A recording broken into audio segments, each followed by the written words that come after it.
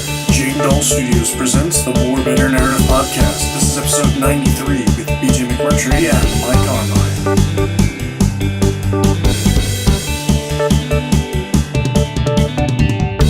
We're here and we're talking about tea. That is all. Good night. Good night. Thank you for listening to the... He has his orange soda. I have my peach green tea lemonade. Cheers. Cheers.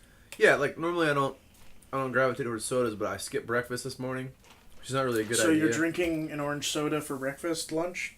It would be brunch.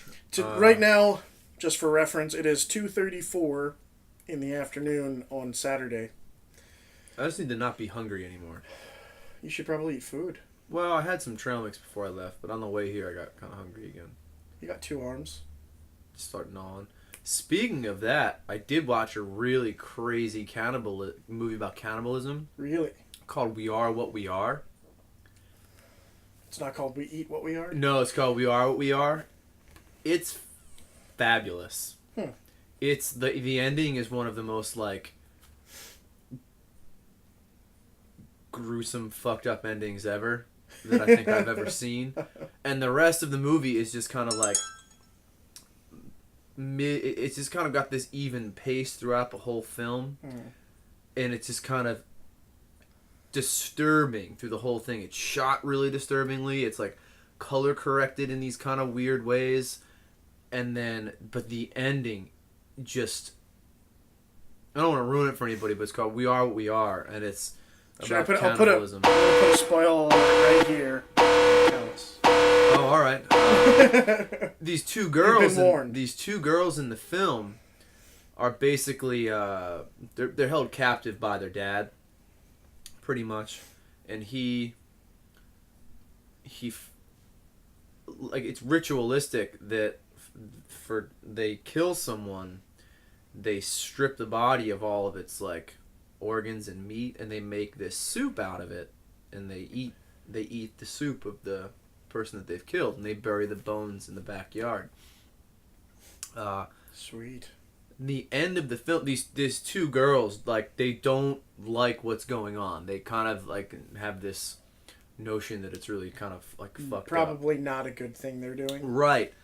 And so, but yet they can't escape it. So at the end of the film, they are attempting at the same time their father's attempting to kill the whole family. Oh. So they're trying to kill him. They're by putting arsenic in the food. He's trying to kill the entire family because like they're getting caught. Like the town has figured out what's been going on, and the one daughter realizes that the father's put arsenic in the food, and she's trying to like under the radar tell the sister and the younger brother like don't eat, but long story short, there's an argument at the dinner table, and they end up eating the father alive, and you see it.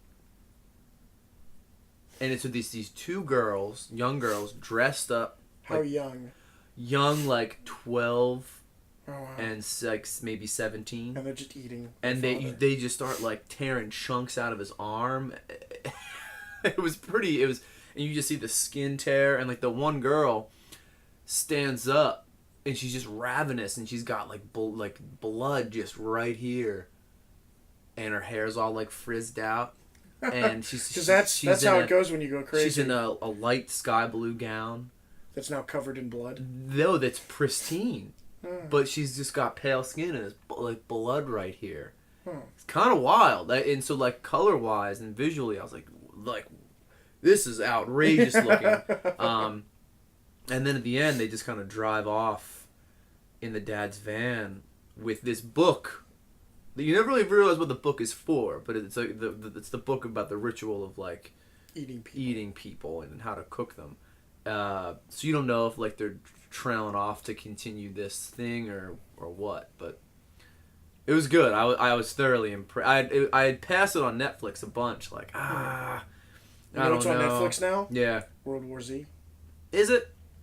I just watched the unrated version last night. Well, I watched part of it. I ended up going to sleep because I had to work early this morning. But I passed up on it in the theater. I wasn't really too impressed Have you with seen the it? trailer. No. Ah, Was it worth watching? it's entertaining in its own right. Jesse has told me that he's going to give me the audiobook to listen to, Okay. and that it's really good. I enjoyed the movie, but I had no prior knowledge going into it. So I just took it for what it was. And I was entertained by it, and I liked it. The unrated version, I've only gotten, like, maybe a third, a little more of the way than a third in. And there's only one scene that I've seen so far that was not in the theater version. Okay. And it's a scene where a dude just stands in front of Brad Pitt and slowly, very slowly, and like you can feel the pain in your mouth, rips one of his tooth out, one of his like front teeth out, and just, and then goes on, like his hands covered in blood. He has blood dripping from his mouth, and he just starts talking about how if you take away the teeth, they can no longer bite and infect people. And he was like, this is how they took care when he was locked up in a cell. He was like originally from the CIA, right. Locked up in a cell in South Korea. He was selling weapons under the radar to North Korea, got captured, put in this cell, and then all hell broke loose with this zombie apocalypse. And the way they were taking care of it in North Korea, he was saying, is that they just tore everybody's teeth out. So they couldn't infect one another. Yeah. So the infected would run around, but they couldn't do anything because they had no teeth. Yeah, if they they weren't. So they preemptively tore all their citizens' teeth out. So if you did get bitten, like if something broke through and happened to still have teeth, you would get bitten. You couldn't spread it. So now is this? So in North Korea they did that.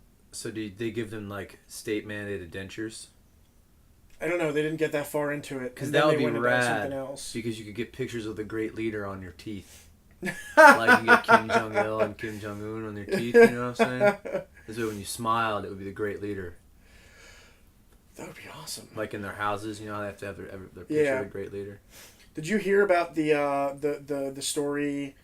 It's like the first-hand accounting of these defectors from North Korea, and how they couldn't. I've heard a bunch of them, but like the one that really stood out was the girl that was talking about how, even though she was now free and sort of re-educated in like modern whatever, like told that everything that she knew was just not right. Right. She was saying that even to this day, she cannot think badly of North Korea or their leaders because they are under the assumption that if they think bad, the leaders have powers to read their minds and they'll come and kill you and your family. That's crazy. So they honestly believed that if you think ill of your government, they'll know and they'll get rid of you. That's wild. I was reading one account of a guy who he escaped. He was born in a labor camp, and he escaped into China, and he wandered into a city in China, and he had never seen a car before. So he was like going through his account of what it was like to make sense of all of this sensory information he was receiving, and how like he had such a hard time adjusting, but how he didn't know any of this existed outside of his, you know, outside of the labor camp. I thought that was really wild. Interesting. I would imagine there's been a bunch of movies, mostly bad, that have tried to account for like, they're always usually like bad time travel movies. Yeah. When somebody from the past comes forward and is like, oh, so-and-so's motor car, it has been realized, blah, blah, blah, or something like that. There's one movie with Hugh Jackman, I think, that, and what's her name from You've Got Mail? Can't remember her name. She was also in City of Angels with Mr. Nick Cage. I don't know, but I'm just thinking about X-Men because you had Hugh Jackman and time travel. Oh. Yeah. But he was like, I think the character he played was like the inventor of the elevator or something. Hmm. So somehow this dude figured out a way to go back in time, accidentally brought this dude back with him to modern day New York. Of course, it's New York. Modern day New York, and he goes around being like, "Oh, look at all this, look at all that, blah blah blah," and but as a side effect, because he now no longer is a part of history, all elevators, and it's a weird way that would work, because since eventually by the end of the movie it would have worked out and he would have gone back to his time. Yeah. So elevators should have worked because eventually time would sort of work itself out. Yeah. Instead of somebody else invented the elevator or elevators just never existed, like all of a sudden now that he's in the present, all the elevators just start malfunctioning. As if they like weren't built correctly or something. Interesting. So it's like that quirky, stupid time travel thing. But it ends up working as some sort of like plot device because the dude that like brings him back to the time ends up falling down an elevator shaft. He doesn't die, but he gets injured, tells somebody about the accounting of bringing the guy back from the past, and he gets committed for the duration of like most of the movie. All right. And then eventually gets out in time to like return him to his time and get everything sorted by the end. But of course he ends up like falling in love with this dude's neighbor downstairs. The down store. The down store stairs. That the girl that was in You Got Mail and Meg Ryan? Meg Ryan! Yeah! Yeah! He's this guy. Meg Ryan. What's up, so Meg? it was Hugh Jackman and Meg Ryan. Actually, now that I think of it, the dude who fell down the elevator shaft was the dude who played Sabretooth in the Wolverine one thing. I didn't see that. Not the original X-Men. But the origin Wolverine. The origin Wolverine one Yeah. it was that actor that played the dude that brought him back from time. So it was those two dudes together, and then again in X-Men, except they're fighting. Yeah, I didn't watch the Wolverine origin. It's awful. That's the thing, because the actual origin story is awesome. Yeah. But I've heard they've really messed it up, so I didn't go see it. Because, like, the Ghost Rider is probably one of my favorite comic book characters of all time, and I saw it, and it really ruined the whole Johnny Blaze story. No, because of the first one. They came out with a second one, and I've never Nicolas seen... Cage is in it. Yeah, again. And I won't... no. Nicolas Cage's Ghost Rider, and the first one was awful. Yeah. Haven't seen the second one, assuming it's just as bad. Yeah. That's why I'm not watching. Yeah, I won't see it. So, but that's the thing. There were two of my favorite comic book characters of all time, Ghost Rider and Wolverine, and they were ruined. Now Wolverine in the X-Men movies is awesome, and what's interesting, except for the third of the first trilogy, but is now null and void because of Days of Future Past. Right. He's excellent, and the Wolverine character, it seems to me, and I could be dead wrong on this, it seems to be really like, he seems to be the backbone of a lot of the story arcs that are happening in comics. So a lot of the comics right now, like he seems, for a while there, he was really like the centerpiece of a lot of stories. Because he's the biggest badass. Yeah, and then even in the X-Men stuff, he's really used as like that badass force, which I really liked, and it's something that as a kid I really gravitated towards because I was certainly not a badass, so I was like, this guy's badass. See, I wanted to be Wolverine. I was one of those guys that I loved Wolverine and wanted to be Wolverine. Right. Plus, like, the healing thing was pretty cool. And I would find anything I could as a kid to make, like, little claws and, like, attached in my hand, be like, yeah, yeah. Yeah. But, I still loved Morph. He was he was in the cartoon. Okay. I don't know if he was in the comic. No. But, I loved Morph because he was so much cooler than Mystique. Because Mystique could turn into other people. Morph could turn into other people and animals. All right. Because I remember a time when Morph broke away from the X-Men and became Sinister's like henchman.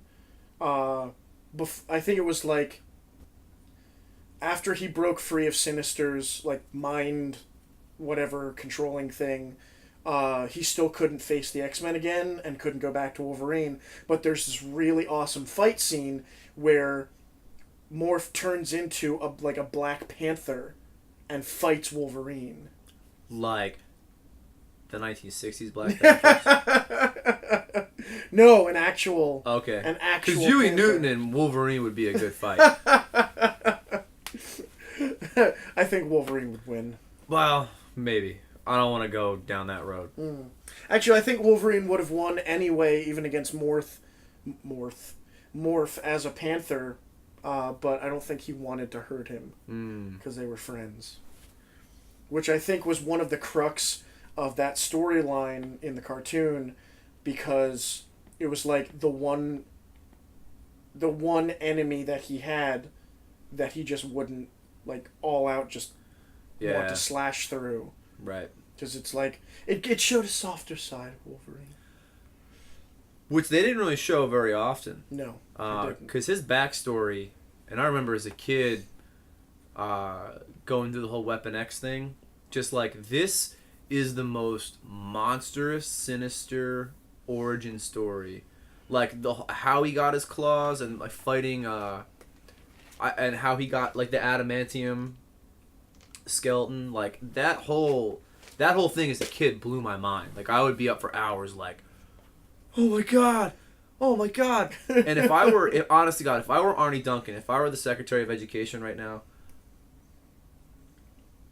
nationally funded curriculum for reading, right? Because the big problem in America is that underprivileged kids who can't read at the third grade reading level like wind up in prison. It's like when we go to build prisons in certain areas, we look at what the third grade reading levels look like. Who can't read at the third grade reading level, but who are in grades older than that, and we're like, those kids are probably gonna go to prison. You give kids comic books, they'll read. That I hated reading in high school or in middle school, but wasn't until I found like Iron Man, Ghost Rider, Wolverine. It was like, oh, I'll read, because it's visual now, and these dudes are badass. So I remember getting really engrossed in the origin story of Wolverine, and that's what got me reading. But even in the comics, to go back to what we're originally talking about, like going back to the comics, like people like those dudes never like died. Like they died, but then they would always find a way to like come back, right? And that's what I thought was so like, you were waiting for like, how are they gonna like bring this back around, you know? So I was so comic, you know, it's something that over the summer I'm looking forward to like just getting back into, because of the way the school year's been. I've missed a lot of like reading good comic books. Yeah. When's comic book day? It passed. That's right. I forgot about that. I couldn't make it out. It was a bummer. Yeah. However, it was June 7th, so it wasn't that long ago. It was the 30th anniversary of Ghostbusters. Yeah. Did they re-release the soundtrack? Yes. Yeah. They did. And it's awesome. And didn't Dan Aykroyd do something? I thought on my Facebook feed I saw something. Well, I found an article. It was just 30th anniversary infographic tells the film's history. And it's pretty... If I can click it. There we go. And they're not going to reboot that, are they? I hope not. I think they were thinking of it. I think Bill Murray said no. And then with Harold Ramis's death, it sort of like solidified them not doing it. I'm really glad they did, because as excited as I would have been to see Ghostbusters 3, it probably wouldn't have been that good. Yeah. Even Ghostbusters 2 is like... It's like, it's still Ghostbusters, that's why I love it. But it's not... does not live up to the first one. However, they did release a video game just called Ghostbusters the video game, I think. That was actually really good.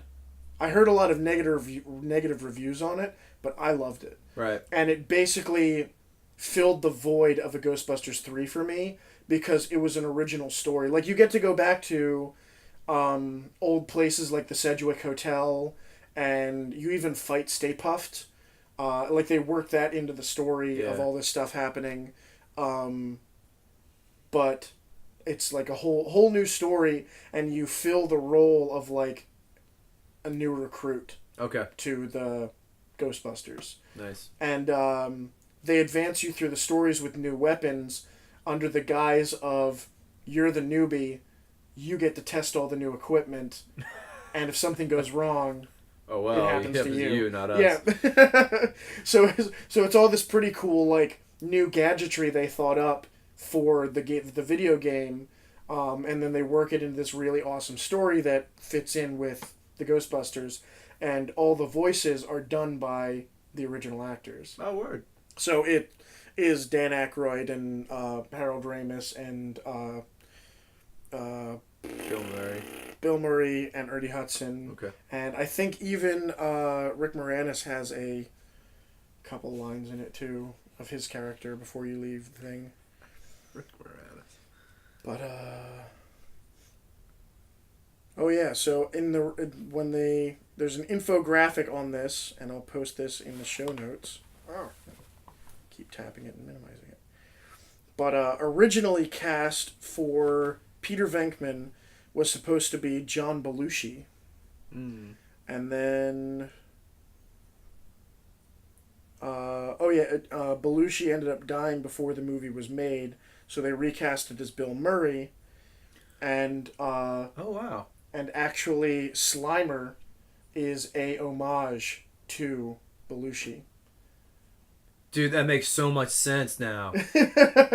Holy crap, because Belushi was like out of his mind. Yeah, out of his mind and just gluttonous. Yep. Wow, that's nuts. Mind blown. Yeah, that's cool. Originally for Winston Zeddemore instead of Ernie Hudson was supposed to be Eddie Murphy, which I don't think would have worked. No, I don't think so either. Especially since, like, I can see him doing the line, but I don't think it would have come off as serious unless Ernie Hudson did it. But when he says, I have seen shit that'll turn you white, yeah, I feel like he would have done it in that, like, that Beverly Hills Cop type thing, and it wouldn't have been like, oh. Yeah, the other guy says that line, he's talking about, like, when he's talking about reading the Bible and the blood, the seas like boiling with blood and all that. Like, that sounds... Rivers and seas boiling, dogs and cats living together, mass hysteria. Yeah, but no, there's one scene in Ghostbusters where he's smoking a cigarette, they're driving over the Brooklyn Bridge. Oh, yeah. And he's just, like, talking, and he's like, hasn't it ever occurred to you that the dead have actually rised? Oh no, because we're so busy lately, the dead are actually rising. And Aykroyd just sits there for a second, and goes, "How about a little music?" Yeah, it's a really, if you look away from the TV and just listen, that's really, like, it's a real dark part, and I don't think that if Eddie Murphy did it, it wouldn't have come off as well. It wouldn't have worked. And I think that it would have been goofy. At the end of it, like, where they meet, what's her name? Gozer? Gozer, and the two, like, I guess they're supposed to be pit bulls, but they're just gargoyle monsters. What are those called? They're just dog things. Monster thing. Yeah. I could just see Eddie Murphy making some really horrid sexual because Ernie Hudson also had the line, if somebody asks if you're a god, you say yes. And it's all those, like, quintessential Ernie Hudson lines, or, like, Winston Zeddemore lines that would not have worked with Eddie Murphy. Yeah. It would have come off as campy. Exactly. And Ernie Hudson brought this sort of, like, serious but sort of, like, light kind of air to it. Yeah. And for Rick Moranis played the neighbor to Sigourney Weaver. Can't remember that character's name. I don't remember him either. Louis Tully. Yeah. So originally, Louis Tully was supposed to be John Candy. That wouldn't have worked either. Yeah. Because Rick Moranis is just so tiny and and goofy. Yeah. And I feel like it's the reverse of Eddie Murphy, Ernie Hudson thing, whereas Rick Moranis brought this like sort of goofy, cartoonish thing to the role. Right. Whereas I think John Candy, it might have been like a more serious, darker character.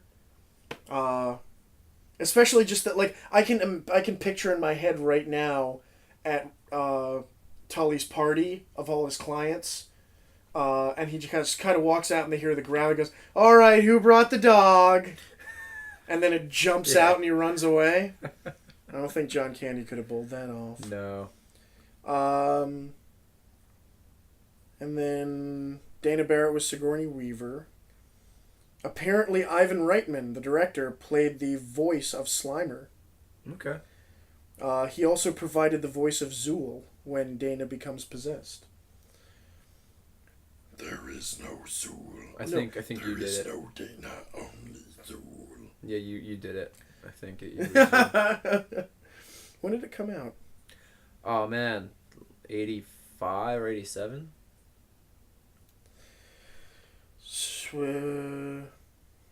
If it came out in 85, I was 2 years old. I could probably still have done the voice.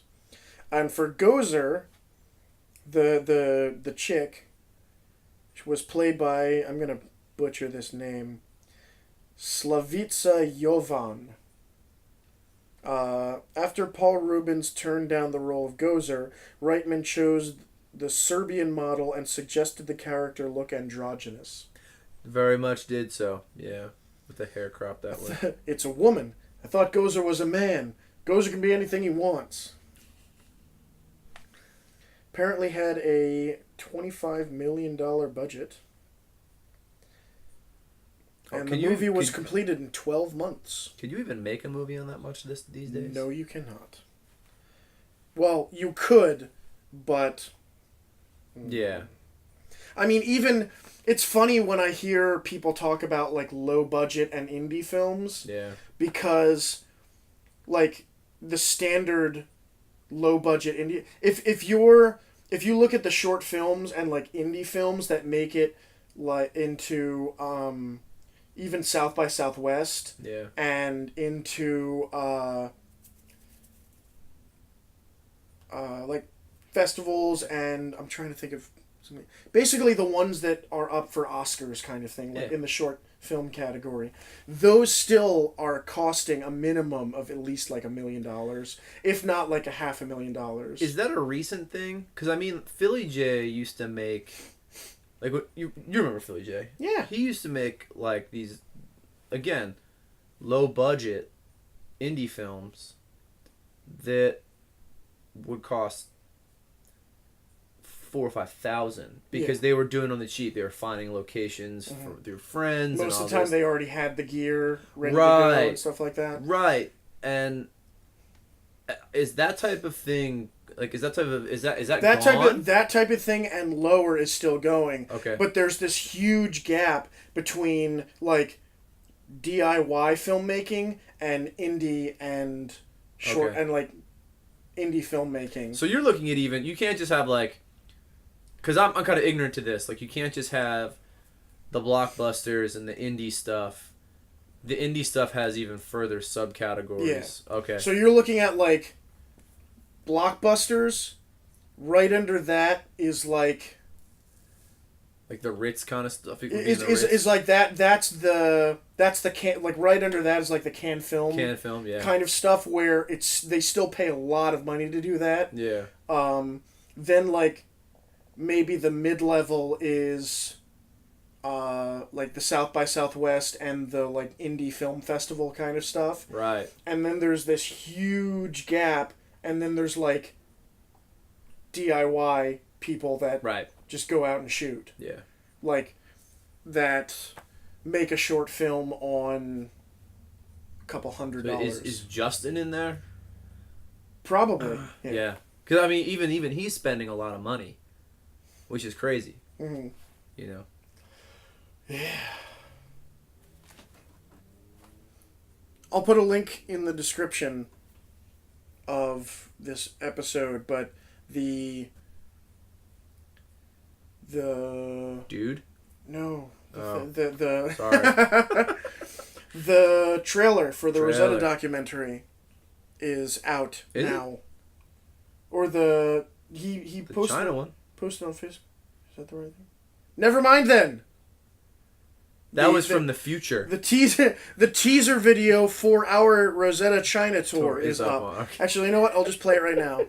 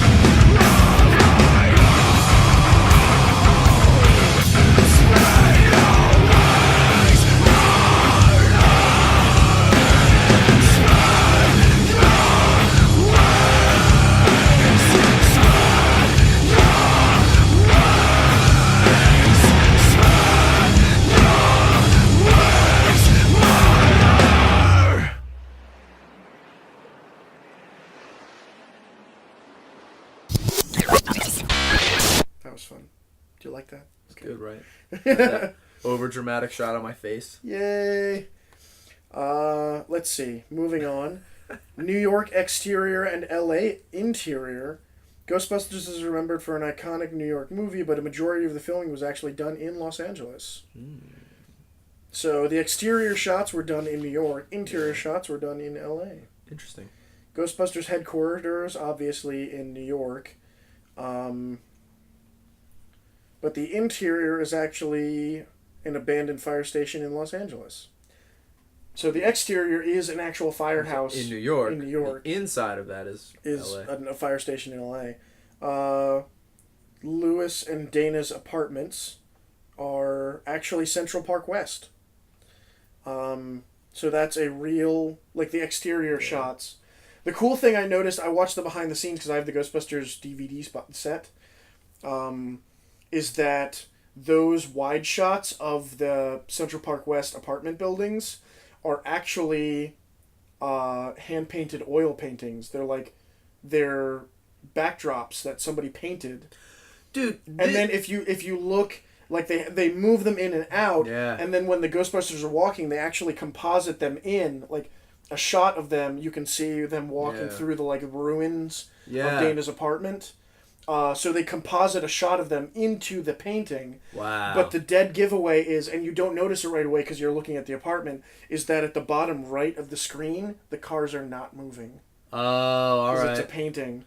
They pointed out in the behind the scenes. Because they did that in Star Wars. Yeah. And I had no idea. They do painting back it's like landscape backdrops. And it's wild that that's the case. Yeah. Because it's similar to what I did with the Rob Fusco Hardcore Attorney at Law thing, where we just shot that on a green screen, and I just threw whatever I wanted behind him. But like I understand that like as a because that stuff, I was like 18 and I understood the notion that green screen technology was coming in. Like I understood how it worked, but being in my like 10, 11, 12, 9, whatever, like watching Star Wars, I'm thinking like, where are they filming? Like, where's this forest at, really? But it's a fucking painting. Yeah. It was cool to think about. And then growing up watching Star Trek: The Next Generation with my dad and finding out that all the crazy space battles were models. Yeah. I was like blown away. Even in Star Wars, same thing. Yeah, I was blown away. Until they started making episodes 1, 2, and 3. Yeah. Everybody listening to this is probably like, you're an idiot. How did you not know that? Sidetrack for a second. There was there was a news that Harrison Ford got injured on the new Star Wars, and it didn't say what it was immediately. So I was like, I wonder what could have happened, and it was just like he sprained his ankle, or something. But it was like this big headline that I was like, no! Harrison Ford got injured? Was he doing like his own stunts or something? He's like 90. Yeah. And then I saw it, he sprained his ankle and they took him to a nearby hospital and he was okay. You know, when I hurt my ankle, there were no headlines anywhere. There probably were. Probably in Poland there might Yes, in Poland, iconic Mike Armine almost dies. Almost died skateboarding. The New York Public Library, apparently the exterior, because it had the lions, that was New York. Yeah. The interior was shot in the Los Angeles Public Library. Okay. Interesting.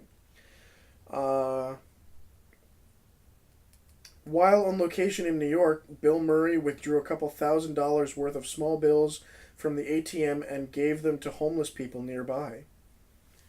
I love Bill Murray. Yeah.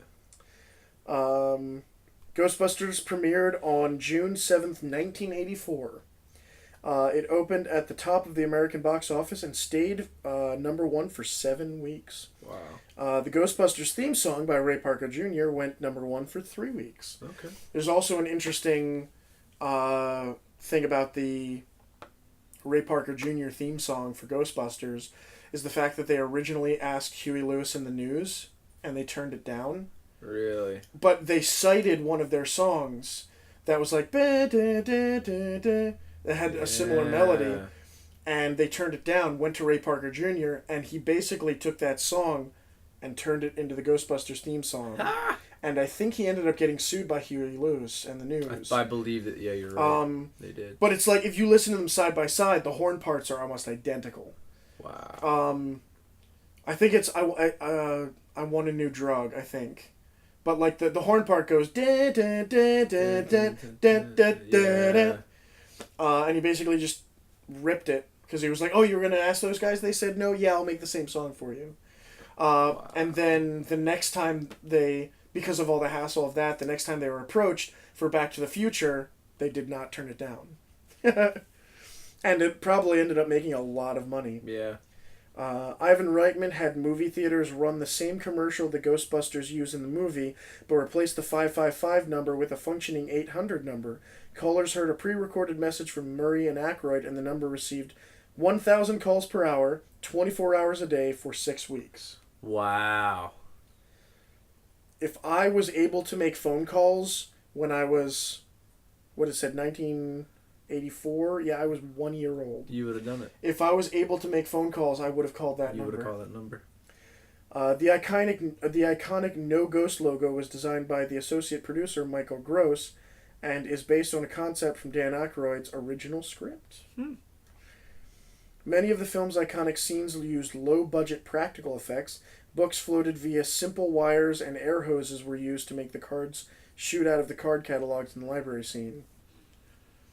And I think they also the stuff they used for like the goo that was draped everywhere was like some weird, awful stuff that got everywhere, like that. Boy, it looked like that. Yeah, so it worked. Yeah, it worked. It got everywhere. Yeah, but that's also the beauty of Bill Murray's ability to improvise, because when he was getting like the goo up, it actually like stuff got stuck to his shoe, and when he goes "da," it actually got flung in his eyes, and he starts like, yeah. Oh, wow. And he walks away. So he's like just doing his thing, and he started improvising once he started getting it all over himself, which is awesome. But I love Bill Murray. Harold Ramis says, "We take credit for turning slime into a verb." Verbing the noun, yo. They verbed the noun. Started in the 80s. Indeed. $20,000 was the cost to create a single Stay Puft Marshmallow Man suit. 3 suits were made and ultimately destroyed during filming. Well, yeah, because they burned him, didn't they? Yeah. Yeah, they melted him. 50 gallons of shaving cream were dumped on Walter Peck, played by actor William Atherton. After the film's release, Atherton was harassed by strangers everywhere he went. A bus full of New York school children even yelled "Dickless" out the window at him. Oh, awesome. Man. Also, New York kids, man. Also, that scene, and this is all stuff that I'm getting from like watching behind the scenes of Ghostbusters on the DVD. In the scene at the end where the marshmallow falls on him, like just him, apparently the scream that emits from that when he gets hit is a real scream, because he wasn't expecting it, and the shaving cream was warm. Nice. That's what's up. So they just kind of like tossed it on him. Ecto-1 is a 1959 Cadillac Miller Meteor ambulance. That's a cool name. Yeah.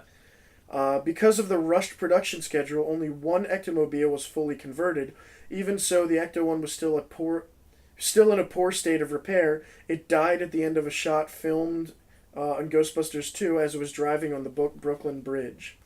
I've seen it in person at a As car if show. I wrote in it. Did you? I was never in it. I went to Universal Studios and they let me wear a proton pack and ride an Ecto-1, and it was still, to this day, the best day of my life. I have a picture in one of my mom's like photo albums of me standing next to it. Nice. Yeah.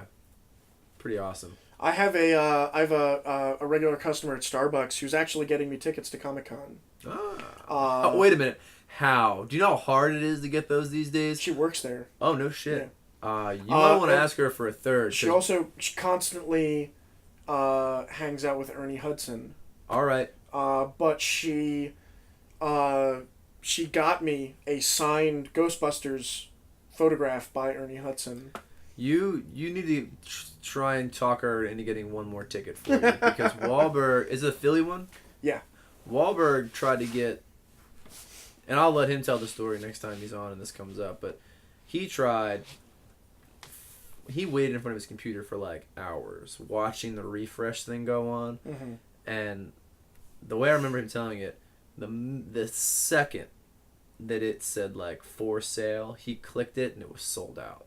Like the second he clicked. So I don't. Well, she's saying she can try. She can probably get me one. And I don't know if the Philly one's as popular as the one on the West Coast or what. She's saying she can probably get me one, and she said she'd get back to me this week. Okay. So she may not be able to, but she may. She also said I don't know if it'll actually pan out, but she also said that apparently the people she works for who does like she flies around the country doing Comic-Cons and stuff like that, and like hanging out and helping out celebrities and stuff like that, and that's why she gets to hang out with Ernie Hudson all the time. But she was saying that sometimes they're even looking for like more photographers and videographers for events, and I was like, pass my name along. Yeah, man, absolutely. Said it exactly like that. Yeah, like that? Yeah. That'll get you a job real quick. Yeah. So, in June 16th, 1989 was the release date of Ghostbusters 2. After Peter McNichol spent a lot of time in his trailer creating Dr. Janosch, Polha's original story, unique accent, and... the dude that played Janosch, the dude that got possessed. Yeah. Apparently he spent a lot of time in his trailer creating that character and backstory. Well, yeah, because that character was really interesting in that he was obviously very wounded. Yeah. I often quote the line, "Why am my drippings with goo?" Why am I dripping? And there's there is no something only... No, that's the first one. Where he's like... Give you the great. No. Who was the dude on the wall? Who was the big painting? Vigo. Vigo, yeah. You are like the buzzing of flies to him. Janine Melnitz. Janine's appearance dramatically changed to match her character's look in the animated show, The Real Ghostbusters, which Annie Potts played. The Statue of Liberty replica head was built 30% larger than the real statue in New York. That's a weird thing because they didn't just do it in that. They also did it in that movie Cloverfield. Oh, yeah? That scene where the monster throws the Statue of Liberty's head down the street. When they originally made that scene, they showed it to like people to get an idea of how it looked. And they did it to scale originally. And people were like, that looks fake.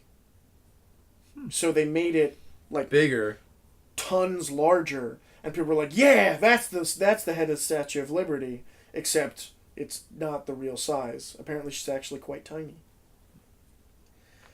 Proton pack. Our Liberty's pretty tiny right now. So. Sorry, even the Lady Liberty. She's tiny and svelte. Yeah. What was the Peter Venkman line? You ever wonder what she has under that toga? She's French. You know that. Proton pack was never actually said on screen until the subway scene in Ghostbusters 2, where Egon proclaims, before we go any further, I think we should get our proton packs. Because in the first one, they just call it an unlicensed nuclear accelerator. Okay.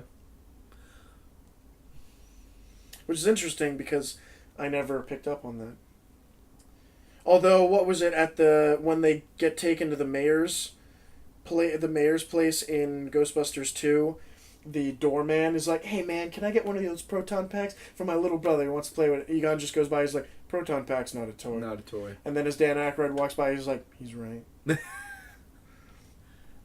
Vigo, all of Wilhelm von Hamburg. Wow, that's a very, very German name. All of Wilhelm von Hamburg's lines were dubbed by Max von Sydow. So he didn't actually... Which name's more German? Huh. Apparently, the baby Oscar was played by twins who are also the nephews of singer John Denver. Interesting. Okay. And, Duchendorf. Vigo's full name is a combination of the actor's last name. So the full name of the character is Vigo von Hamburg Duchendorf. Duchendorf.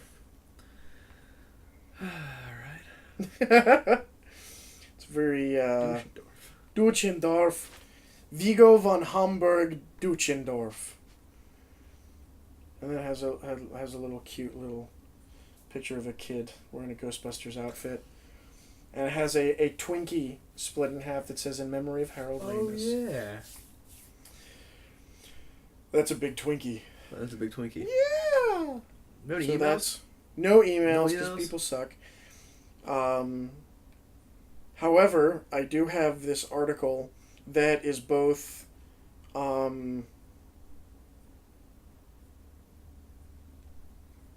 both kind of disturbing yet intriguing at the same time. It's on the Daily Mail, the UK, except it's an American story. I don't know. Anyway, found it the other day, and it was really interesting because at first I was like, oh, another one of these, and then I saw the pictures and I was like, oh. A Utah high school teacher who is 34, she is accused of having sex with a 16-year-old student, and she claims she is the victim after the teen boy wore down her defenses. And I was like, that's a horrible, horrible defense.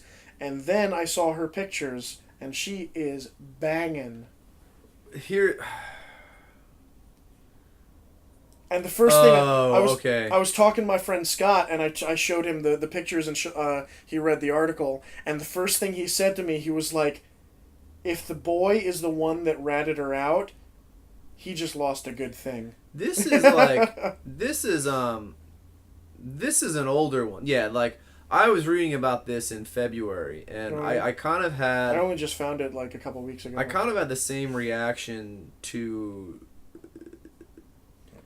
it as you did, like, but because like I didn't really understand, like, because as a teacher, right? Yeah. Like, this stuff really bothers me, because if you look at the number of like these type of cases of like sexual predatorism, whatever you want to call it, when it comes to like the student-teacher relationship and the violation of it, it's statistically mostly females who are doing this. Yet everyone, if you hear everyone assumes if you hear about it, it's a male. It's a male. And don't get me wrong, that happens too, but it's mostly female. Like, one just happened in New York.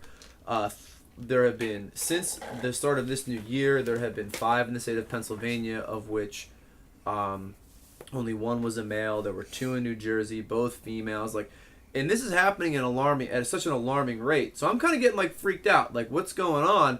And this one was interesting because this woman is very attractive, and when you look at it from the lens of the kid, right? Like,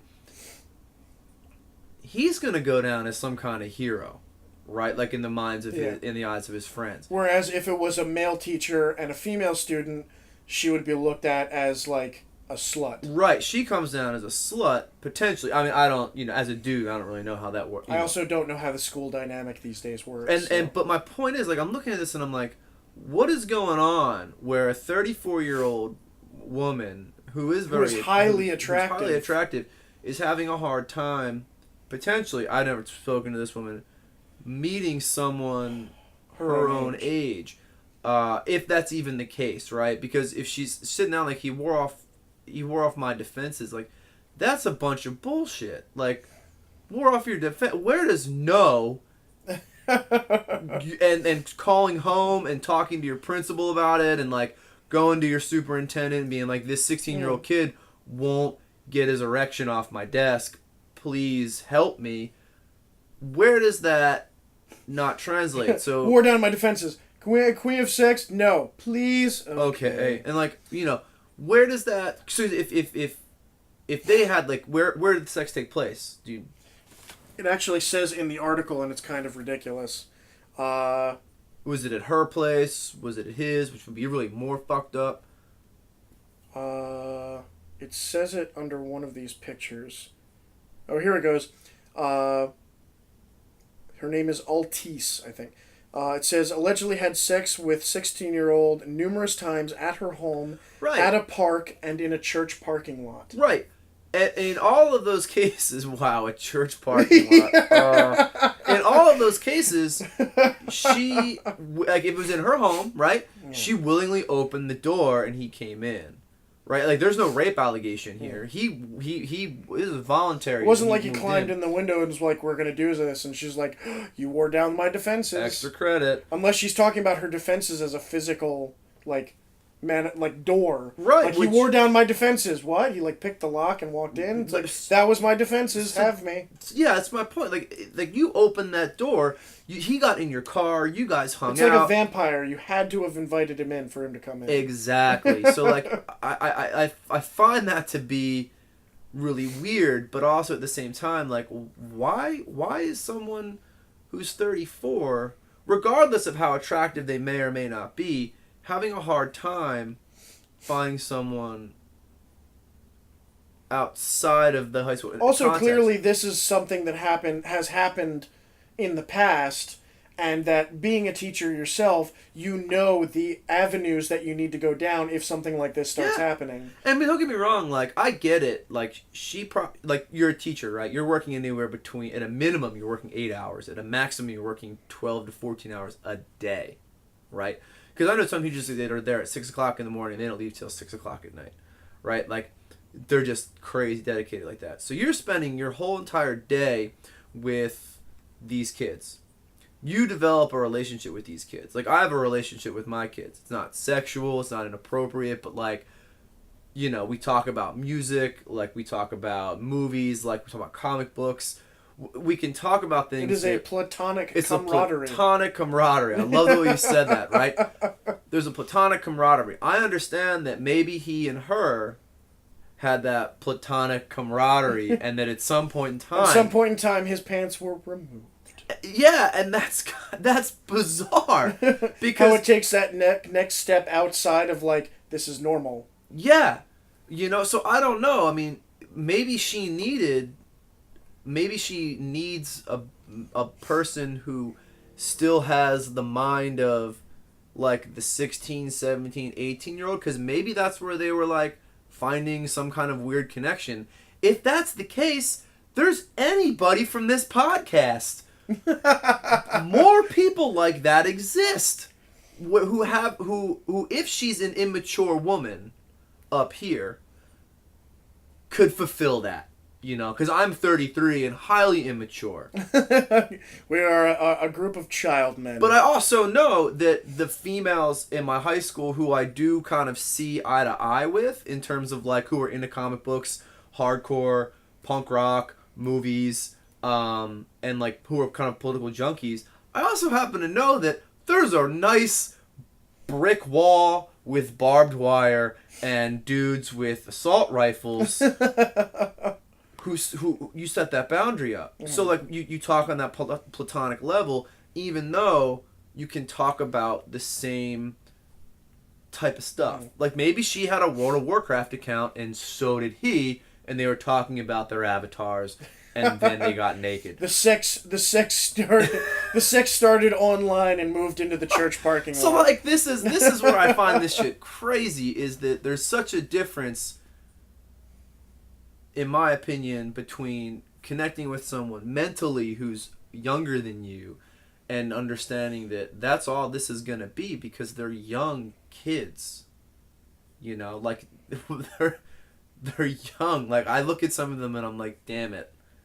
I look at them like, damn, like there's so much about this world you don't understand, kid. And like you have no idea what you're in for. Right, and like you are so immature, not in a bad way. Mm-hmm. You just a lot you haven't learned yet. You're incredibly intelligent, and yet you still know. You're still not as much as you need to. You're still super naive about the world, even though we have this same love for comics and music and whatever. You're still super naive. Just because you have Google, doesn't mean you know more of the world than I do. And when someone like preys upon that, it's I don't get it. I really don't. I don't understand where a person like that is like, all right, here's the obvious next step. Yeah. Like no, like the obvious next step is saying, oh, we like all the same things, and even though you're 20 even though you're half my age, let's do it.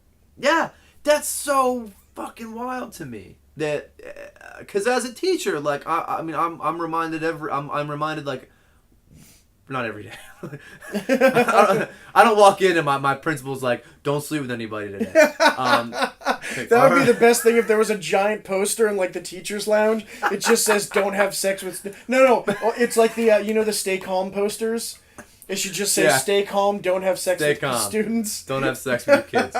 But I did just sit through an entire... Or stay calm, keep it in your pants. Keep it in your pants. I did just sit through an entire 2-hour presentation that was state mandated by the state of Pennsylvania about how you can and can't talk to kids. And it was very like, I know, but you have to sit through this shit for a reason because those people exist. Mm. And I find it... But again, what bugs me is that she's a, how do I say this? Eligible bachelor. Yeah, because I don't want to sit back and say something sexist like you're beautiful and thus you shouldn't have a problem. Yeah. But at the same time, like she's not. If she were at a, I don't know how to say it without being completely misogynist. It's just that I see no reason why someone who has won a genetic lottery like that shouldn't look in the mirror and go, yeah, I can get someone my own age. Or unless she's a completely horrible person with some weird 16-year-old fetish. Yeah, and if she wants to date like a 24-year-old who's 10 years younger, dude, cool. That's even fine. 18. Well, as so long as that 18-year-old didn't go to that high school. Yes. I'm gonna say no for me personally, but okay if that's. I feel like not being a teacher, I don't know 100%. Yeah. But I feel like that would be one of like the most awkward things. Dating a former, even if they're of age and it's completely legal, dating a former student, like especially if it ever got to the point, be like, remember in class that one time? It's like, no, go away. No. Why isn't this person looking in the mirror and having that? Remember when Johnny picked his nose in class? No. Like, why isn't that woman looking in the mirror and saying like, wow, I'm gonna go for my students today. I'm a good looking person. Yeah. I'm a good person. I can get, somebody on the NBM podcast. Why is she looking at her student base and this kid being like, these are the only ones I can... Here are my options. Here's the only guy knocking down my door. And granted, he might have been.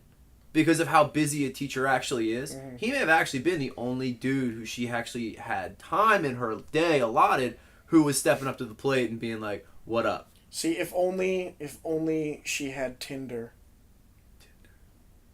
Oh yeah, I just learned about that. It's really gross. Somebody told me about it, and it's like, You basically just sit there and based on that one picture, you just swipe either no or yes, and then you can only communicate with people that have swiped yes for both them and you.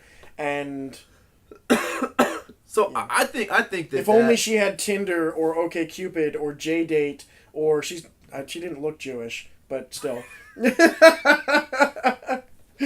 Wow. And on that note, I'm BJ McMurtry. Who are you? I'm uncomfortable. Mike Armine. Yay! Thank you for listening to the More Better Narrative podcast. Find us at mbnpodcast.com or on iTunes. For more information, visit us on Twitter or Facebook at mbnpodcast.com or email us at morebetternarrative@gmail.com.